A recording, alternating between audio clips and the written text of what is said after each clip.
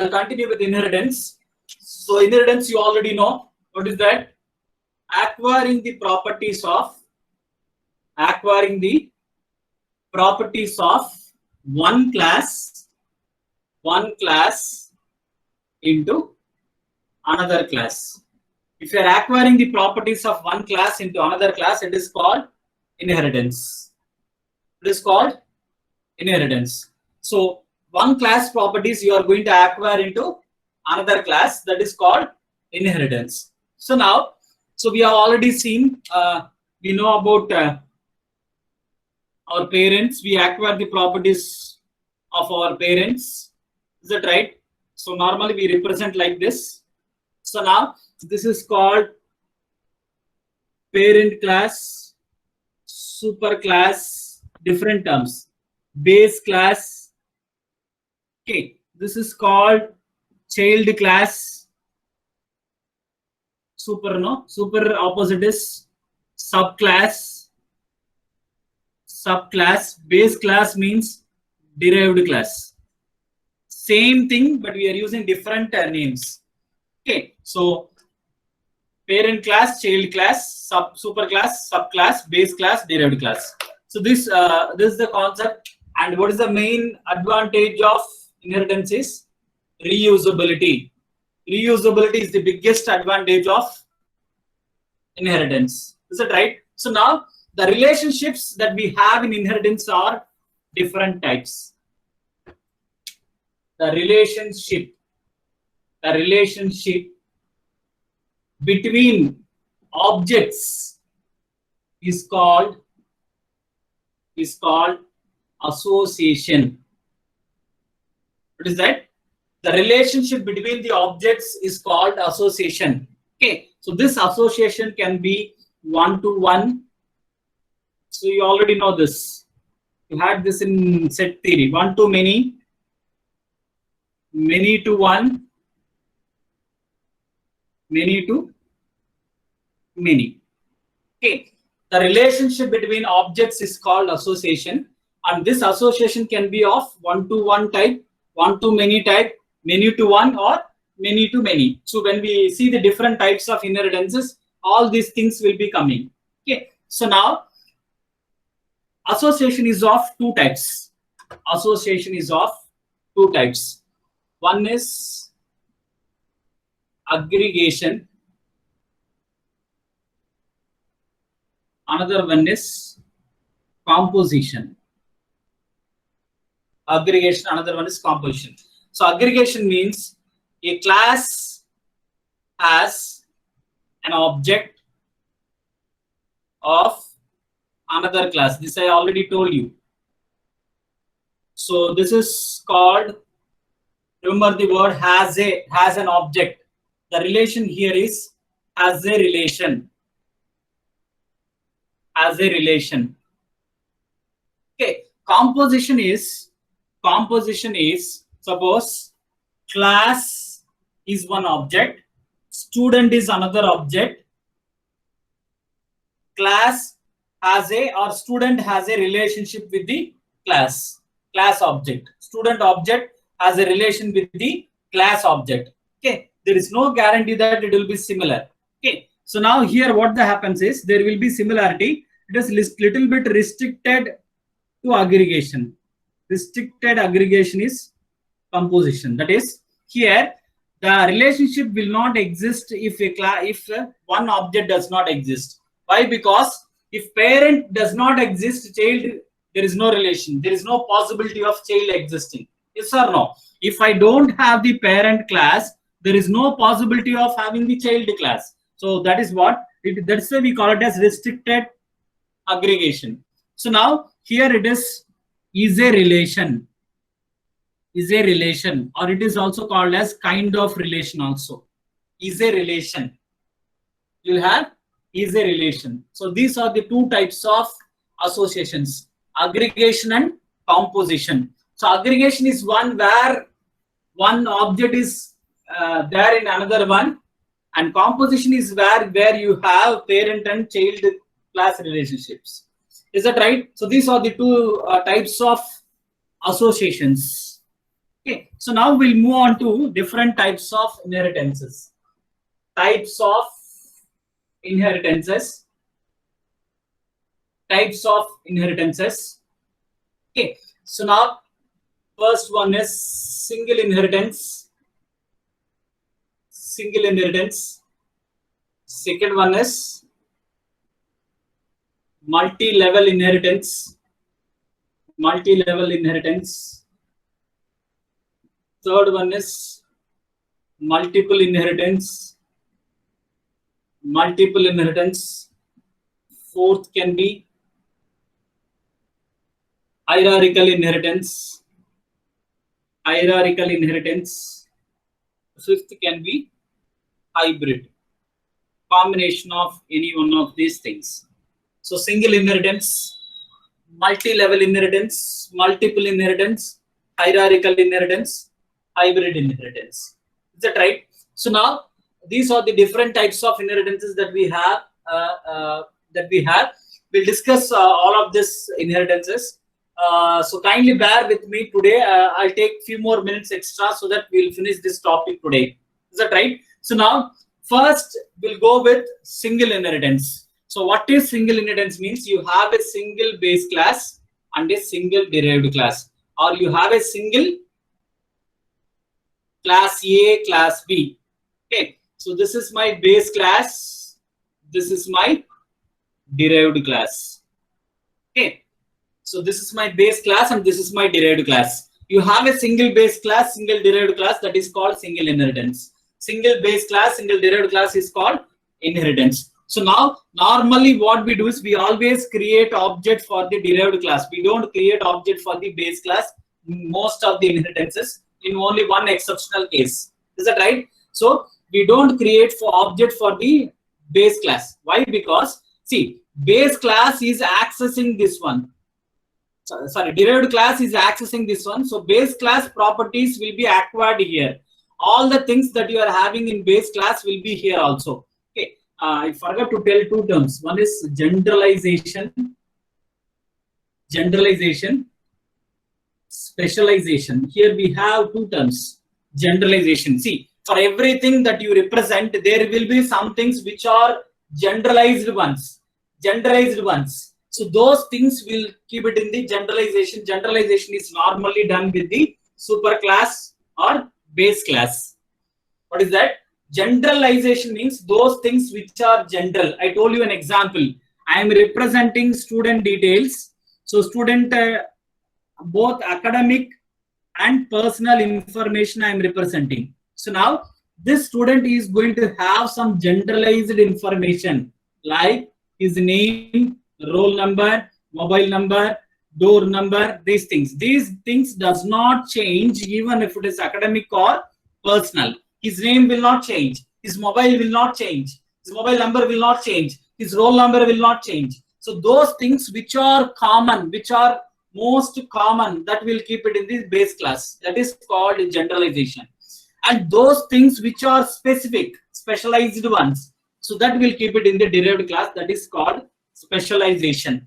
Okay, so generalization is done in the base class, specialization is done in the derived classes. Is that fine? So that's what we are going to do. Normally, this is what we do in all the inheritances. Is that right? So to simplify, I don't go with big examples. I'll take with very small examples and we'll finish off the concept. So now one base class, one derived class. So now how to inherit the derived class? So you know already how to create base class. Base class, how will you create class A? If I say my class is created, that's what we done. Class sample we have created. So many classes we have created. If we to create a class, this is the syntax. How to create the derived classes? We use the keyword extends. We use the keyword extends. How you have to write? So class, derived class name, extends, base class name. This is the syntax for any derived class in Java.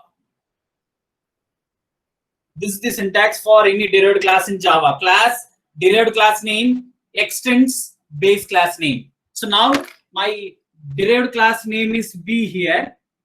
B. extends, what is the base class name? A. So that's it. My class is created. Class B extends A. So now B is a, I have a method here, public void, suppose show. I will just put a message system.out.println base class.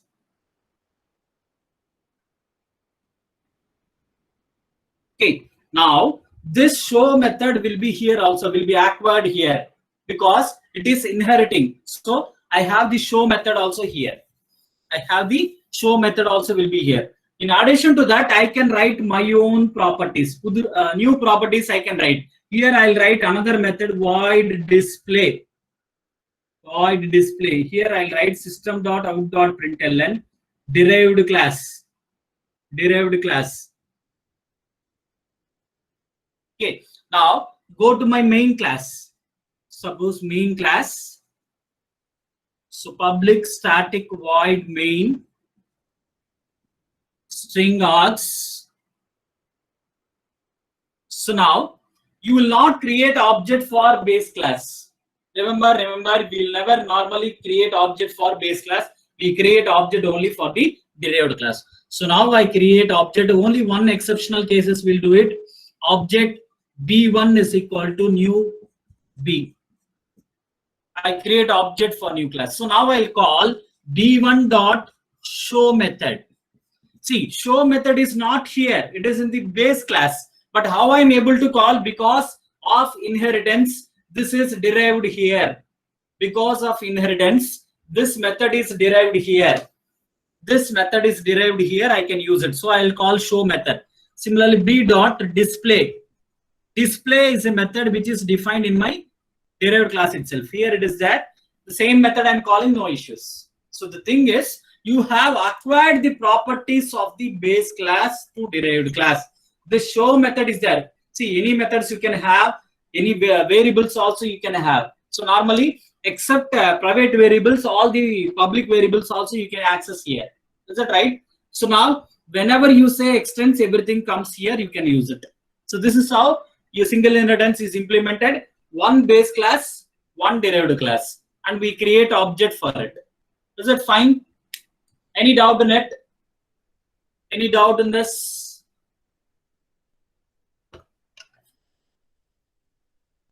Any doubts? Shall we move on to the next one?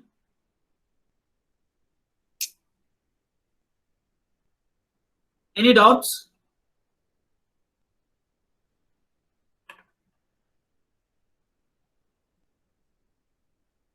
Okay.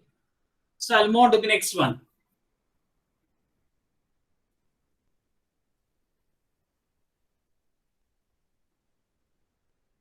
Okay, the next type of inheritance is multi-level inheritance. Multi-level inheritance. So here you will be having multi-levels, not one level. So A, B, C. Okay, like this you can have any levels. So now, what is that? This is base class. This is derived class. Again, this is derived class. Now this becomes the base class for this. So here it is single inheritance. Here it is single inheritance. It is two levels of or different levels of single inheritance, the same single inheritance. So now the question is to either I have to create object for B or C, which is comfortable. If I create object for C itself, sufficient. I can access everything. I can access every A, B, and C. Okay. So that is class A. Next, class B extends A. Class C extends B. Okay. In the main class, I create object only for the class C. I don't create object for the class B. Not needed. If you create now, no error is going to come. Error will not come, but it's not needed because through C only I can access everything. If through C I am able to access everything, why should unnecessarily I create object for B? Actually, object creation is very costlier in Java. It occupies a lot of memory space. Objects are stored in a memory called heap. In Java, objects are stored in a memory called heap, where it occupies a lot of memory space. Object creation is costlier in Java. So that's why unnecessarily I need not create another object. Through C only, I'm able to access everything. Is that fine? So this is multi-level inheritance. Again, I'm not telling the example. So you can define here one method, here one method, here one method. All the methods you can use by using class C object. Is that right? So that is multi-level inheritance. Multi-level inheritance. Okay. So the third one is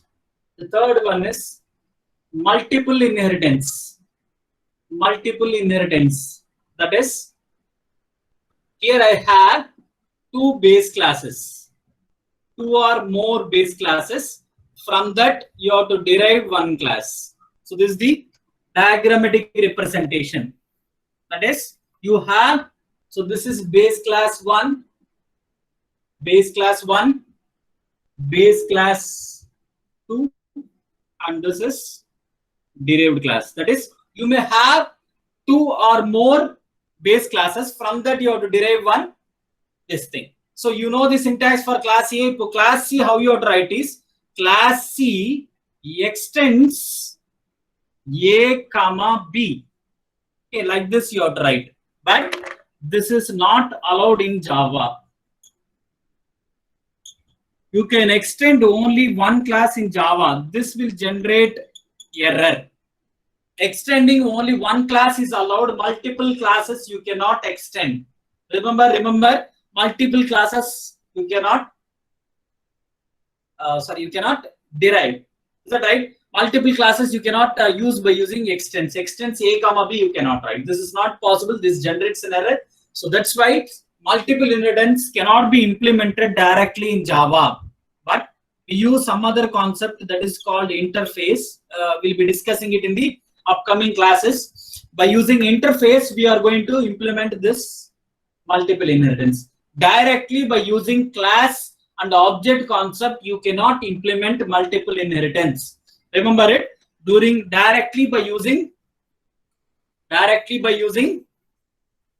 what is that? Class and object concept, you cannot implement multiple inheritance. Multiple inheritance. Okay.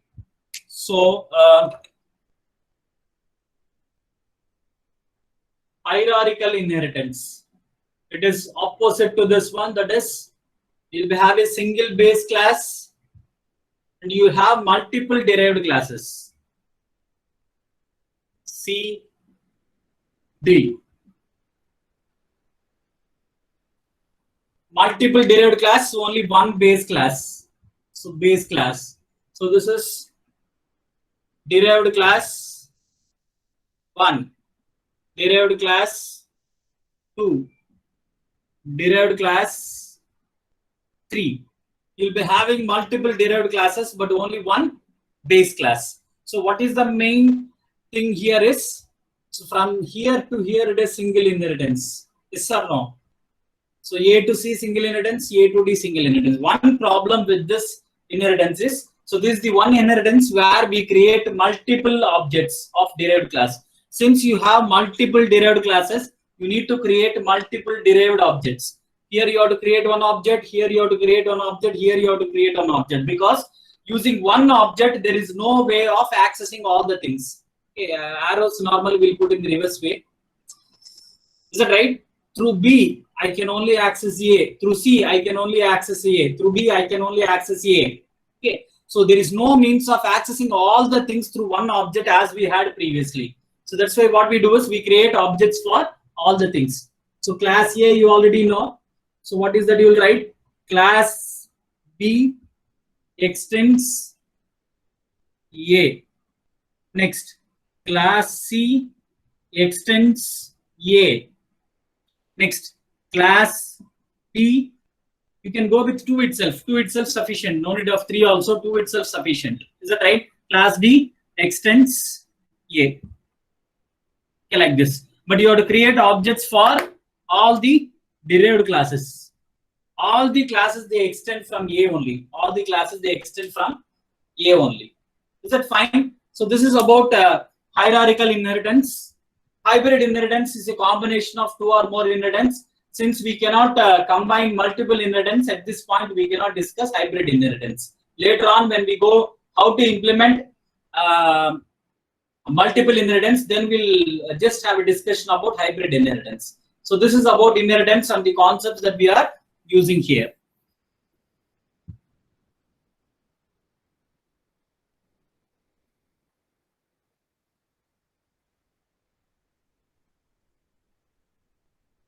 Is that fine?